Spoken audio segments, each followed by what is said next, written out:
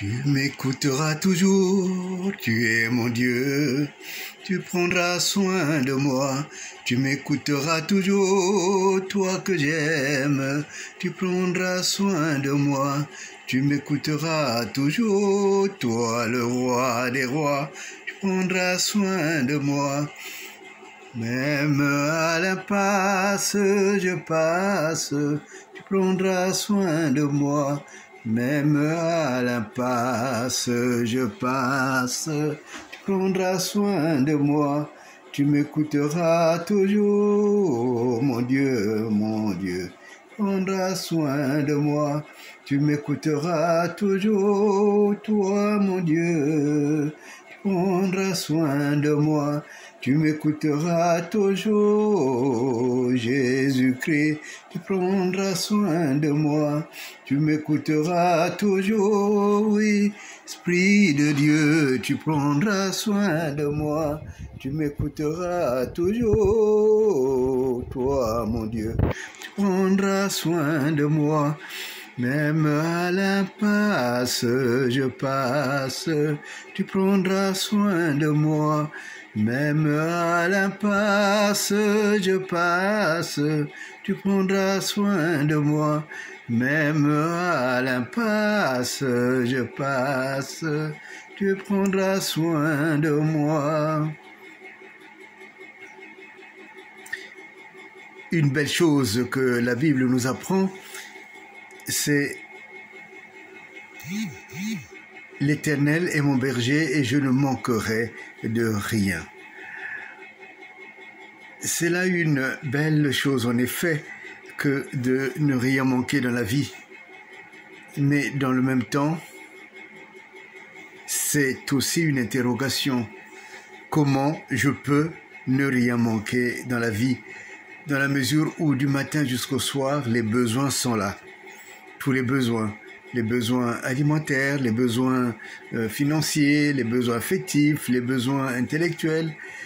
En tout cas, nous sommes entourés, et je dirais même accompagnés par les besoins. Alors, la question que l'on peut se poser, est-ce un leurre? Et je ne dirais pas que ce soit un leurre. Parce que la Bible prend tellement au sérieux notre présence, la Bible prend tellement au sérieux notre statut d'enfant de Dieu qu'elle ne joue pas avec notre vie. Dieu ne joue pas avec nous. Dieu ne piège pas. Dieu énonce ce qui est la vérité. Alors, la vérité, en cela, c'est laquelle? C'est que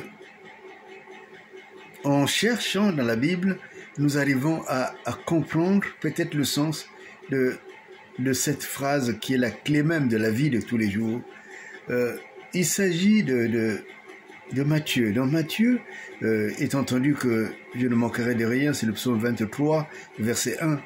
Et dans Matthieu, Jésus dit, ne vous inquiétez de rien, ne vous inquiétez pas de quoi vous mangerez, et ne vous inquiétez pas non plus de quoi vous serez vêtus. Il donne l'exemple des lits de champs. Regardez, ils sont très beaux, et pourtant on va bientôt les couper pour les jeter au feu. Mais Dieu a donné une telle beauté, une beauté splendide à ces fleurs, à ces lits de champs. Il dit, regardez les oiseaux du ciel, ils ne sèment ni ne moissonnent, mais pourtant Dieu prend soin d'eux à chaque instant. Alors, au moment où on allait se poser la question, il reprécise, il dit au fond, cherchez d'abord le royaume de Dieu et tout le reste vous sera donné. Alors la question c'est justement, c'est quoi chercher ce royaume de Dieu et qui fera qu'après le reste nous est donné. Et alors on pourrait le mettre à un niveau métaphysique, mais en réalité c'est simplement existentiel. C'est-à-dire que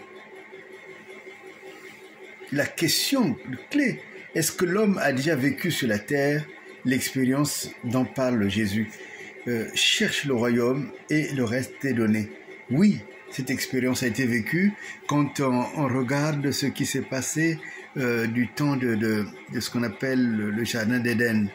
Dans le jardin d'Éden, Dieu descendait et visitait le couple qui était dans le jardin. Et là, en fait, on ne dit pas qu'ils recherchaient de quoi vivre. Ils avaient tout ce qu'il fallait, sauf, et y compris également là où il y avait l'interdit que Dieu avait fixé. On a tellement glosé là-dessus que ce n'est pas notre sujet maintenant. Mais la question que l'on se pose tout au long, c'est de dire, Jésus, quand il dit « chercher le royaume de Dieu », c'est-à-dire que, en fait, notre relation spirituelle doit être rétablie avec Dieu dans cette sorte de retour au royaume, tout en étant sur la terre, tout en vivant parmi les vivants. Il s'agit de vivre exactement l'expérience qui a été éphémère d'Adam et Ève, mais il faut la vivre continuellement. Ça signifie quoi? Ça signifie que le besoin de départ au début, la relation de départ entre Dieu et sa créature et nous, était que tout est donné. Tout est vraiment donné. Tout est à la disposition. Et l'effort, disons, la recherche de quoi vivre soi-même est venue lorsque l'homme a été chassé du jardin d'Éden. Et donc, la quête, ce n'est pas de dire je vais être paresseux, je ne ferai rien, mais c'est simplement de dire à l'homme, repars à Dieu, remets-toi devant Dieu, entre dans le sein de Dieu, entre dans la vie avec Dieu, et de telle façon que tu retrouves cette relation filiale. Et cette relation filiale t'apprendra que tu n'as pas besoin de te tracasser autant.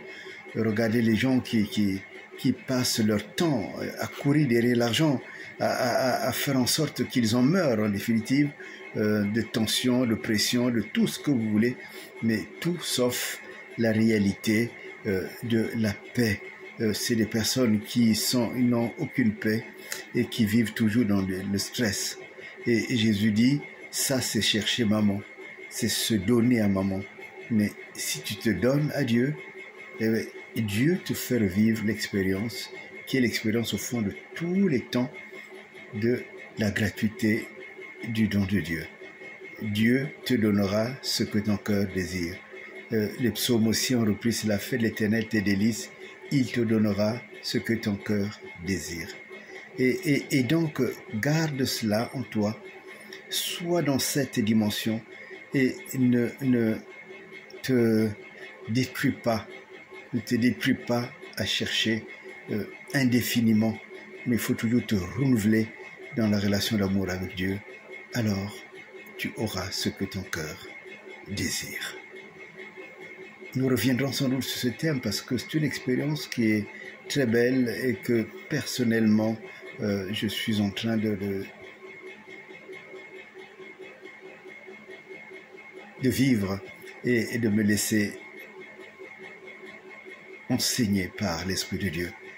Alors, nous y reviendrons. En tout cas, sachez que vous revenez au royaume et vous vous rendrez compte de la gratuité de la vie. À commencer par le respirer, le vivre, tout cela est gratuit. Au nom de Jésus.